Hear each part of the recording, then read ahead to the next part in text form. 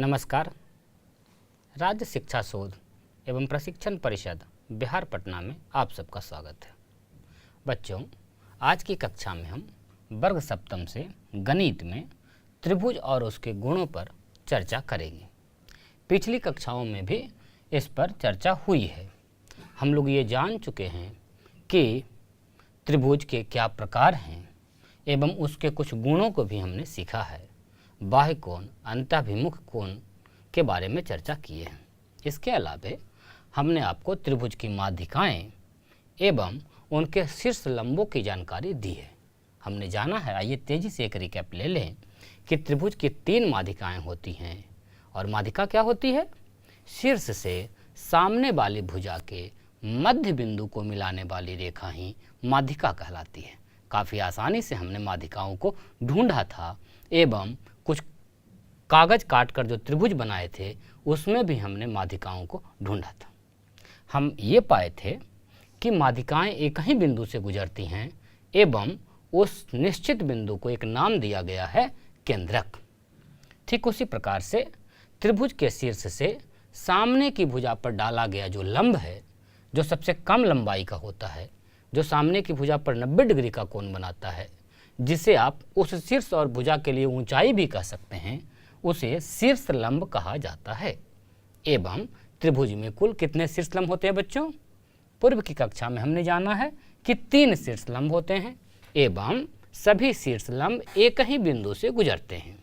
और शीर्ष लंबों के वो जो कटान बिंदु हैं जिससे सभी शीर्ष लंब गुजर रहे हैं, उस बिंदु को हम लोग कहते हैं लंब केंद्र। आज की कक्षा में हम लोग थोड़े और तथ्यों को जानेंगे। तो पहले थोड़ा सा शीर्ष लंब का और दोहराव कर लेते हैं। शीर्ष लंब अलग अलग त्रिभुज में हम आपको कहे थे कि आप बनाकर देखिएगा। आपने अभ्यास जरूर किया होगा और शीर्ष लंबों से अच्छी जान पहचान हुई होगी। यदि हम किसी अधिक कोण त्रिभुज की बात करें, ध्यान दीजिए, अधिक कोण त्रिभुज से आपका जान पहचान है। यदि एक अधिक कोण त्रिभुज हम बनाएं, ये एक त्रिभुज है ए, बी और सी। यदि हम इसमें शीर्ष लंब डालें और लंब केंद्र को ढूंढने का प्रयास करें तो हमें कहाँ मिलेगा? आइए हम साथ में मिलकर करते हैं। अब शीर्ष लंब किसे कहते हैं? तो शीर्ष से सामने की भुजा पर डाला गया लंब। लंब का मतलब ये दूरी और ये दूरी तो बड़ी बड़ी दूरियां हैं। एकदम छोटी दूरी, सबसे शॉर्टेस्ट जो दूरी होगी उसे ही हम लोग लंब कहते हैं, शीर्ष लंब कहते हैं। शीर्ष बी से सामने की भुजा एसी पर मानकर चलिए कि हमने बी एक शीर्ष लंब ढूंढा है, खींचा है। ठीक इसी प्रकार से आप सी पर एवं ए से सामने की भुजा बीसी पर भी खींच सकते हैं। जरा ध्यान दीजिए, ए से यदि सामने की भुजा बीसी पर हम खींचें, लंब 90 डिग्री का कोण बनाएं, तो ये वाली भुजा तो अधिक कोण बना रहा है। इधर अगर और जाएंगे तो और बड़ा कोण बनेगा और अधिक कोण बनेगा। तो समकोण बनाने के लिए हमको इसके ठीक सामने आना होगा। ये देखिए, इसको बढ़ाना होगा। ठीक ठीक बीसी पर ना बनकर बीसी के बढ़े हुए भाग पर ये आपका बनेगा। मान के चलिए एडी, इसको हम नाम दे दिए, तो एडी इसका शीर्ष लंब हो गया। अब देखिए, ठीक इसी प्रकार से यदि हम ए बी पर सी से बनाएं तो इसे भी आगे बढ़ा करके ही हमें बनाना पड़ेगा। ये देखिए 90 का कोण बन रहा है यहाँ। यदि इसका हम नाम सी एफ दे दें तो ये ए बी के बढ़े हुए भाग पर बन रहा है। ये जो लंब बन रहे हैं ये त्रिभुज के अंदर न बन करके त्रिभुज के बाहर बने हैं। हम ये ढूंढने कहे थे आपको कि जिस प्रकार माध्यिकाएं हमेशा त्रिभुज के अंदर ही बनती है, लेकिन शीर्ष लंब त्रिभुज के बाहर भी खींचा जाता है। कभी कभी लंब जब अधिक कोण होगा तो बनेगा नहीं, तो हमें भुजा को आगे बढ़ाकर लंब डालना पड़ेगा। तो हम यदि बात करें कि सर इसका लंब केंद्र कहाँ है, वो तो मिल नहीं रहा है। और हमने कहा था कि शीर्ष लंब एक ही बिंदु से गुजरते हैं। तो आइए हम गुजारने का प्रयास करें। यदि आगे की ओर बढ़ाएंगे तो आप देखेंगे कि वो आपस में कहीं नहीं मिल रहे हैं। लेकिन यदि इसे पीछे की ओर इसी प्रकार बढ़ाया जाए, ये देखिए इस प्रकार यदि बढ़ाया जाए तो आप देखेंगे कि ये सब एक ही बिंदु पर मिल रही हैं आगे बढ़ाने पर। और यदि इसका नाम हम O दे दें तो ये देखिए जो O है यही आपका लंब केंद्र है। अर्थात शीर्ष लंब और लंब केंद्र त्रिभुज के बाहर भी हो सकते हैं, त्रिभुज के भीतर भी हो सकते हैं, जबकि माध्यिका और माध्यिकाओं का कटान बिंदु हमेशा त्रिभुज के अंदर ही होता है।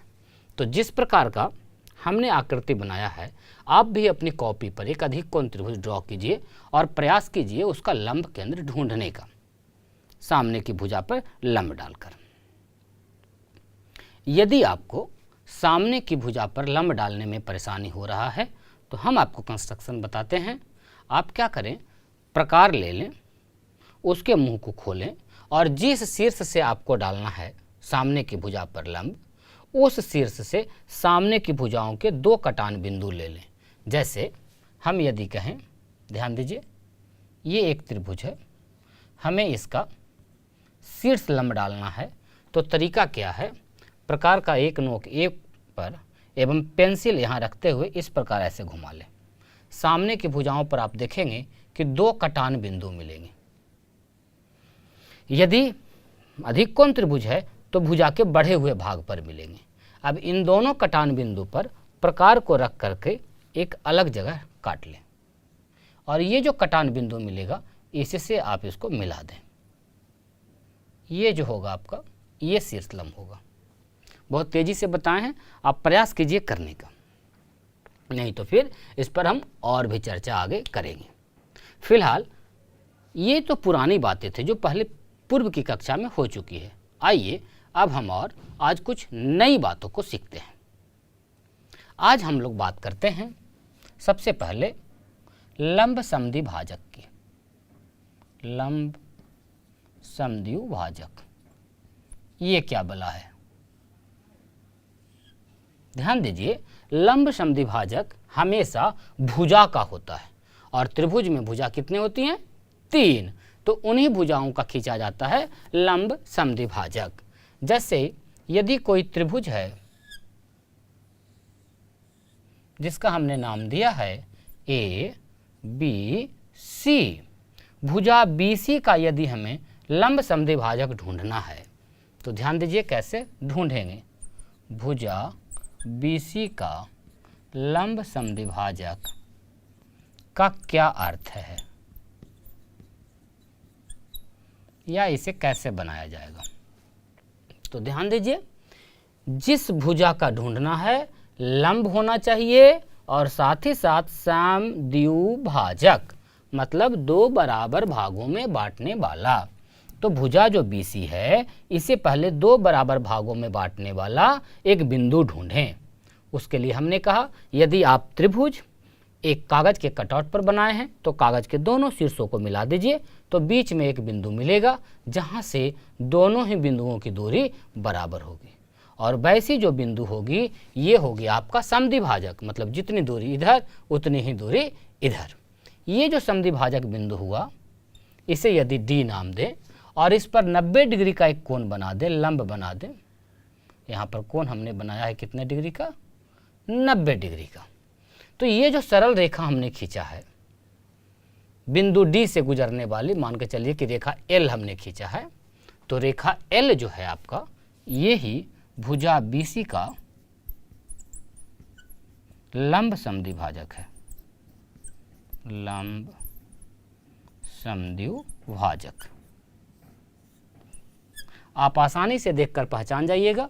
वैसी रेखा जो भुजा को समद्वि भाजित भी करे, साथ ही साथ उस पर 90 डिग्री का कोण भी बनाए, तो उसे हम लोग लंब समद्वि भाजक कहते हैं। जैसे हमने एक बनाया है, आप त्रिभुज के अन्य भुजाओं के लिए अलग अलग प्रकार का त्रिभुज बनाइए और ड्रॉ करके देखिए लंब समद्वि भाजकों को।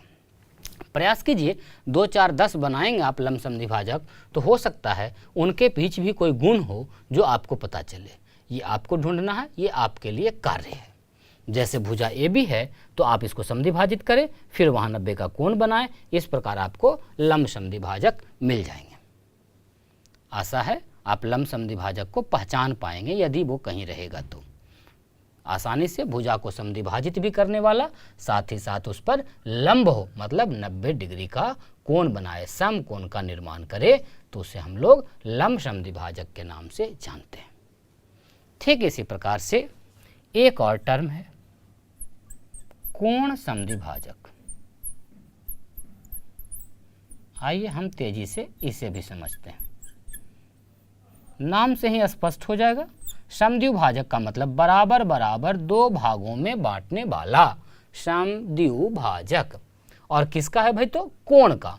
यदि ऐसी सरल रेखा जो किसी कोण को दो बराबर भागों में बांटे तो उसे हम कहेंगे कोण समद्विभाजक। जैसे ये एक त्रिभुज है, नाम आप कुछ भी दे सकते हैं, हमने लिया है ABC।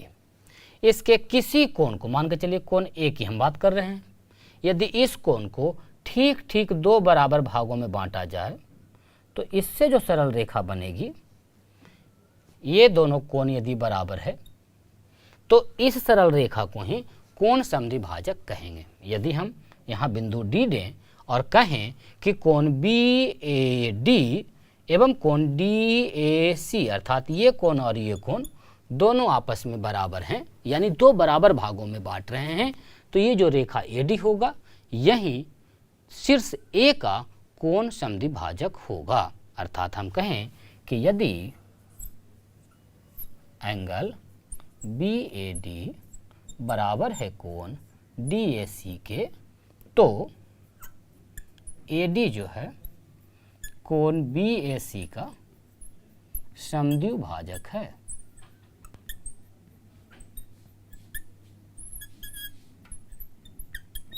तो आप नाम से समझ पा रहे होंगे लंब समद्विभाजक क्या है। हमेशा भुजा का होता है, दो भाग में बांटता है एवं समकोण का निर्माण करता है। कोण का समद्विभाजक क्या है? तो नाम से पता चल रहा है, कोण को दो बराबर भागों में बांटने वाला। ये हो गया आपका कोण समद्विभाजक। इन समद्विभाजकों का निर्माण आप ड्राइंग आप अपनी कॉपी पर, अपने नोटबुक पर अधिक से अधिक प्रकार से करें। अलग अलग प्रकार का त्रिभुज लीजिए, कभी समकोण त्रिभुज लें, कभी न्यून कोण त्रिभुज लें, समबाहु लें, अधिक कोण लें और उनमें इन समद्विभाजकों को खींच कर देखें क्या कैसा मिलता है वो आपको। आइए अब हम कुछ और तथ्यों पर विचार करते हैं। बच्चों, कुछ और तथ्यों को समझने के लिए आइए हम आपको एक गतिविधि बताते हैं। इसका प्रयोग आप अपने सहपाठियों के साथ करें, बहुत मज़ा आएगा। आप क्या करें, समझ लीजिए कि एक त्रिभुजाकार फील्ड है, किसी भी प्रकार का, जैसा आप बनाना चाहते हैं आप बना सकते हैं, या अपने फील्ड में एक बहुत बड़े त्रिभुज का निर्माण कर लें, बहुत बड़ा त्रिभुज बना लें और इनके तीनों शीर्षों का कुछ न कुछ नाम दे लें। अब ध्यान दीजिए, आपको क्या करना है कि अपने मित्र को किसी एक बिंदु से दूसरे बिंदु तक जाने के लिए कहना है। जितनी अधिक स्थितियां हो सकती हैं उस प्रकार से, जिस प्रकार से इसका लाइनिंग बना हुआ है इसी लाइन पर चलना है। और आप क्या कीजिएगा, टाइम नोट कीजिए। यदि एक समान चाल से चल रहा है तो किस स्थिति में ज़्यादा समय लग रहा है या किस स्थिति में ज़्यादा कदम चलना पड़ रहा है।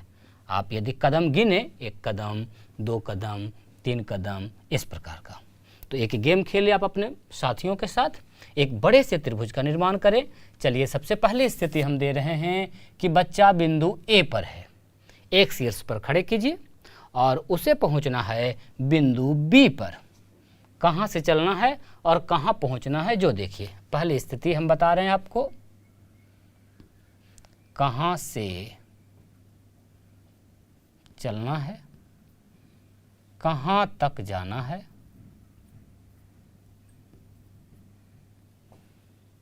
और उसका रास्ता क्या हुआ। 2 रास्ता, रास्ता 1 और रास्ता 2, 2 रास्ताएं मिलेंगी, उन दोनों से ही चलना है और फिर विचार करना है कि कौन अधिक है और कौन कम है। स्थिति नंबर 1 पर हम विचार कर रहे हैं। अभी हमारा सहपाठी खड़ा है बिंदु A पर और हमने टास्क दिया है कि आपको पहुंचना है बिंदु बी पर 2 रास्ता से। तो एक बच्चा ए से बी पर इस प्रकार चलना शुरू किया और यहाँ पहुँच गया, यानी ये पहुँचा। रास्ता एक कैसे लिया, ए से गया बी पर। एक दूसरा बच्चा, उसने दूसरा रास्ता चुना और वो गया पहले ए से सी पर और पुनः सी से बी पर। क्या ये भी बी पर पहुंचा? लेकिन इसने रास्ता तय किया है कैसे, पहले गया है ए सी और ए सी के बाद फिर पहुंचा है सी बी। अब आप बताएं या अवलोकन करें या अपने मित्र से पूछें कि आपके लिए कौन सा रास्ता छोटा था। आप देख के भी समझ सकते हैं आसानी से। इसके लिए विशेष उछल कूद की ज़रूरत भी नहीं है कि जो रास्ता ए बी है ये शॉर्टेस्ट था, ये सबसे छोटा था, ये रास्ता बड़ा घुमाऊ है, बड़ा दूर है। यानी हम ऐसा कह सकते हैं कि रास्ता जो ए बी है ये छोटा है रास्ता ए सी और सी बी से। अब जैसे एक स्थिति में किया उसी प्रकार आप स्थिति 2 के लिए भी करें। किसी सहपाठी को बिंदु बी पर खड़ा करें और उसे पहुंचना है मान के चलिए सी तक। तो कौन कौन से 2 रास्ते होंगे पहले ये सोचिए, और उन 2 रास्तों में कौन छोटा होगा ये सोचिए। तो इस बार हम लोग बिंदु बी पर हैं और जाना चाह रहे हैं बिंदु सी पर, बी से सी पर। तो एक रास्ता तो ये है तरीका कि बी से चले और सी पर पहुंच गए, यानी हम लोग बी से चले और कहाँ पहुंच गए, सी पर। एक दूसरा तरीका यह है बच्चों कि बी से इस प्रकार चले इधर की ओर, पहले ए पर आए और पुनः ए से चल करके सी तक पहुँचे, यानी ये रास्ता है बी से ए तक का और पुनः ए से सी तक का। अब आप आसानी से देख पाएंगे कि कौन सा रास्ता छोटा है। बिल्कुल स्पष्ट है, अर्थात आप समझ पा रहे हैं कि बी सी छोटा ही होगा किससे, बी ए से और ए सी से। ठीक इसी प्रकार से हम यदि कहें कि इस बार बिंदु सी पर रहें और हमें पहुंचना है ए पर, तीसरी स्थिति पर यदि हम विचार करें कि हम हैं बिंदु सी पर और पहुंचना चाह रहे हैं ए पर, तो कौन से 2 रास्ते होंगे, कैसे कैसे आप पहुंच सकते हैं। तो सी से ए पर पहुंचने का एक रास्ता तो यह है कि सी से चला और ए पर पहुंच गया। क्या और भी रास्ते हो सकते हैं? किस प्रकार पहुंच सकता है बच्चों, सी से चल के पहले बी तक आएंगे और पुनः बी से चलते हुए कहाँ पहुंच जाएंगे, ए तक। यानी सी से ए तक जाने के 2 रास्ते हैं, एक सीधा सी से ए का रास्ता है और दूसरा रास्ता है पहले सी से बी तक और फिर बी से ए तक। अब दोनों में कौन छोटा रास्ता है आपको देखकर पता चल रहा है, और नहीं तो महसूस करना है तो ऐसे बड़ा सा त्रिभुज बना के आप चलना शुरू कीजिए, उस पर आप महसूस कर पाएंगे कौन सी दूरी ज़्यादा है और कौन छोटा है। हम पा रहे हैं कि सी ए छोटी दूरी है सी बी से एवं बी ए से। ये गलत लिखा गया, ये छोटा वाला चिन्ह इधर की ओर रहता है, थोड़ा सुधार लेंगे बच्चों। तीनों ही स्थितियों में हमने चेक किया है। क्या चेक किया है कि जो कोई एक भुजा है ये अन्य 2 भुजाओं से छोटा होता है, या इसे ऐसे भी कह सकते हैं कि किसी 2 भुजाओं का जो जोड़ है, कुल दूरी है, वह तीसरी भुजा से निश्चित रूप से बड़ा होता है। ये इस स्थिति से हम समझ पा रहे हैं। कैसा भी आप त्रिभुज बनाइए, अलग अलग प्रकार का त्रिभुज बनाइए, अधिक कोण बनाइए, न्यून कोण बनाइए, समकोण त्रिभुज बनाइए, समद्विबाहु त्रिभुज बनाइए, अलग अलग प्रकार के त्रिभुज का निर्माण करें और चेक करें कि क्या ये जो स्थितियां हैं, ये जो हमें फाइंडिंग आ रहे हैं, ये जो फल प्राप्त हो रहे हैं कि त्रिभुज के 2 भुजा को यदि हम जोड़ रहे हैं तो यह तीसरी भुजा से बड़ा हो रहा है, क्या ये सब जगह सत्य है, क्या ये प्रत्येक स्थिति में लागू है। और तब जाकर के हम लोग एक कथन बनाते हैं। क्या हो गया हमारा कथन कि त्रिभुज के 2 भुजाओं का योग तीसरी भुजा से बड़ी होता है। यानी कथन हमारा क्या है कि किसी भी त्रिभुज के किन्हीं दो भुजाओं का योग, दो भुजाओं का योग हमेशा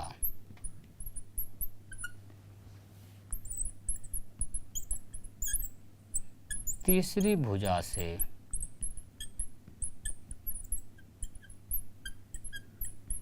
बड़ा होता है। ये जो फाइंडिंग हमें प्राप्त हो रहे हैं कथन गणित में, इन फाइंडिंग्स को आप अच्छे से अपने नोटबुक पर जरूर नोट किया कीजिए, लिखा कीजिए। हम लोग त्रिभुज और उसके गुण में कई प्रकार के फाइंडिंग्स प्राप्त कर रहे हैं। अभी हमने पाया है कि त्रिभुज में दो भुजाओं का योग हमेशा तीसरी भुजा से बड़ा ही होता है।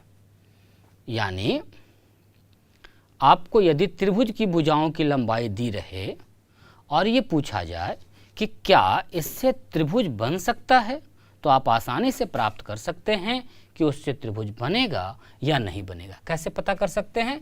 किन्हीं दो छोटी भुजा को जोड़कर देख लीजिए, यदि वह तीसरी भुजा से बड़ा होता है तब तो त्रिभुज बनेगा, और नहीं तो त्रिभुज का निर्माण संभव नहीं है। बच्चों, इस कथन को और अच्छे से समझने के लिए आप क्या करें, एक प्रयोग करें। मैं आपको एक प्रयोग बता रहा हूं, उसको करें।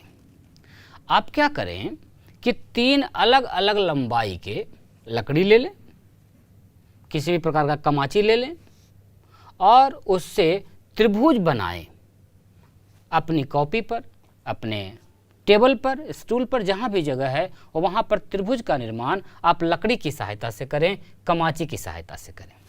आप क्या करें, लकड़ी को रख करके इस प्रकार से त्रिभुज बनाने का प्रयास करें। अलग अलग लंबाई का लीजिए और हम जो कह रहे हैं उसके विपरीत भी कर कर देखिए। ऐसी 3 लंबाइयाँ लीजिए कि 2 को जोड़ने से वह तीसरे के बराबर हो जाए या उससे छोटा ही रहे। फिर देखिए कि क्या त्रिभुज का निर्माण हो पा रहा है या नहीं। जैसे आप कमाची लीजिए 5 सेंटीमीटर लंबा, 1 सेंटीमीटर लंबा और 6 सेंटीमीटर लंबा, और ये जो 3 अलग अलग लंबाई की आपने लकड़ियाँ ली है, एक 5 सेंटीमीटर का, एक 1 सेंटीमीटर का और एक 6 सेंटीमीटर का। ये 6 सेंटीमीटर का है, ये 1 सेंटीमीटर का है और ये 5 सेंटीमीटर का। स्केल से आप नाप लीजिए और मापने के बाद अब इसे आप एक त्रिभुज बनाने का प्रयास करें कि क्या त्रिभुज बन रहा है। लकड़ियों को सरियाइए, 5 का, 6 का, और नज़दीक लाइए। क्या ऐसा हो सकता है कि बीच में 1 ही सेंटीमीटर की दूरी रहे और वो त्रिभुज बन जाए? तो आप इसे कर कर देखें। ऐसी कई अलग अलग माप के, कई अलग अलग मेजरमेंट वाले आप कमाचियों का उपयोग करें, लकड़ियों का उपयोग करें एवं ढूंढें खुद से कि क्या त्रिभुज का निर्माण संभव है। तो ये एक गतिविधि आप स्वयं से करेंगे। गतिविधि करने के बाद आप निश्चित रूप से ये पता कर पाएंगे कि त्रिभुज के निर्माण के लिए 2 भुजाओं का योग निश्चित रूप से तीसरी भुजा से बड़ी होनी चाहिए। आपको यदि कभी ऐसी स्थिति आ जाए, पहचान करना हो कि क्या इन स्थिति में त्रिभुज बनेंगे, तो आप क्या करेंगे, जो 2 सबसे छोटी भुजा रहेगी उसे जोड़ेंगे। यदि वह तीसरी भुजा से बड़ी हुई तब तो त्रिभुज का निर्माण होगा, और यदि बराबर या छोटा रहा तब उससे त्रिभुज का निर्माण निश्चित रूप से नहीं होगा। जैसे हम यदि कहें, प्रश्न के शक्ल में आपको दिखाते हैं, प्रश्न दिखाते हैं।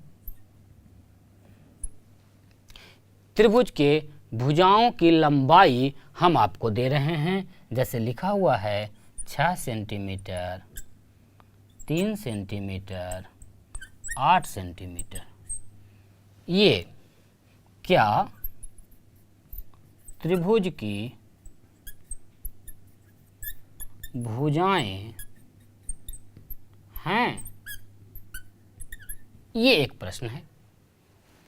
3 लंबाई हमें दी गई है, 3 माप दी गई है, हमें ये पहचान करना है कि ये त्रिभुज की भुजाएं हैं या नहीं। बहुत ही आसान है बच्चों, हमने अभी अभी सीखा है, कथन जाना है कि त्रिभुज में निश्चित रूप से 2 भुजाओं का योग तीसरी भुजा से बड़ी होती है या होनी चाहिए, तभी त्रिभुज का निर्माण होगा। तो यदि आपको जांच करना है तो इसमें जो 2 छोटी भुजा रहेगी उसे आप चुन ले। 6, 3, 8 में बच्चों कौन कौन छोटा है? 6 और 3, और उसका योग कीजिए। इन दोनों भुजाओं का योग यदि तीसरी भुजा से बड़ी हो गई तो 6 और 3 का योग कितना होता है बच्चों? 9, और यह 8 से क्या है? बड़ा है। अर्थात यहाँ पर 2 छोटी भुजाओं का योग तीसरी भुजा से बड़ी है, तो हम कहेंगे कि हाँ, यह त्रिभुज की भुजाएं हैं। यदि ऐसा नहीं होता तो वह त्रिभुज की भुजाएं नहीं होती। जैसे एक और उदाहरण इसी प्रश्न के लिए हम लिख रहे हैं। लिखा है हमने 10 सेंटीमीटर, 5 सेंटीमीटर एवं 17 सेंटीमीटर। हमें जांच करना है कि क्या ये त्रिभुज की भुजाएं हैं। तो आप कैसे जांच करेंगे?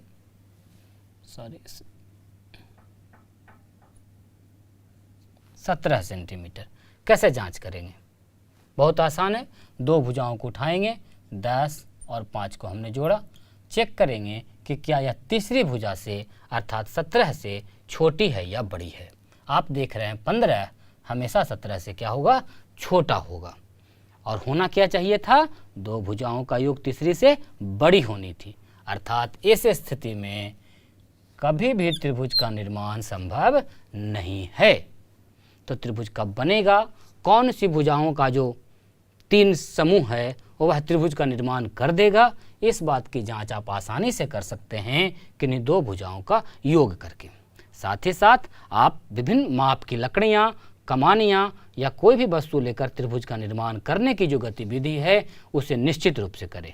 साथ ही साथ एक बिंदु से दूसरे बिंदु तक जाने की जो गतिविधि है उसे भी कर देखें एवं महसूस करें कि निश्चित रूप से 2 भुजाओं का योग हमेशा ऑलवेज तीसरी भुजा से बड़ी ही होती हैं।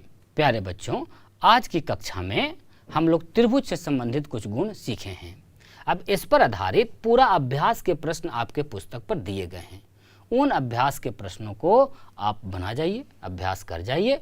विभिन्न प्रकार की जो गतिविधियां बताई जा रही हैं उन गतिविधियों को भी आप अपने मित्रों के साथ, सहपाठियों के साथ करें। अगली कक्षा में जब हम लोग मिलेंगे तो त्रिभुज के और भी कुछ विशेष गुण, साथ ही साथ प्रसिद्ध गणितज्ञ पाइथागोरस से भी हम लोग भेंट वार्ता करेंगे, उस पर भी चर्चा करेंगे। अगली कक्षा में हम लोग सीखेंगे पाइथागोरस प्रमेय क्या है एवं उसे कैसे सिद्ध किया जाता है। तब तक के लिए आज की कक्षा इतनी ही। आप खूब खुश रहें एवं अधिक से अधिक अभ्यास करें, गतिविधियों को जरूर दोहराएं जो भी बताया जा रहा है एवं जो कथन प्राप्त हो रहे हैं, जो फाइंडिंग्स मिल रही हैं, उन्हें आप अपने नोटबुक पर नोट करते चलें। तो मिलते हैं हम लोग अगली कक्षा में और नई जानकारियों के साथ। तब तक के लिए बहुत बहुत धन्यवाद। नमस्कार।